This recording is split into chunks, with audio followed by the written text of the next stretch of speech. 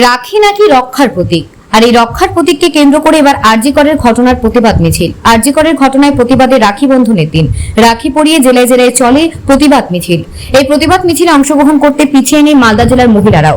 মালদা শহরের ইংরেজ বাজার LIC মোড় থেকে মিছিল শুরু হয়, পোস্ট অফিস মোড়ে এসে শেষ হয় এই মিছিল। মহিলারা এই প্রতিবাদ মিছিলে সামিল হয়ে একটাই দাবি, যত দ্রুত সম্ভব দোষীদের শাস্তি হোক।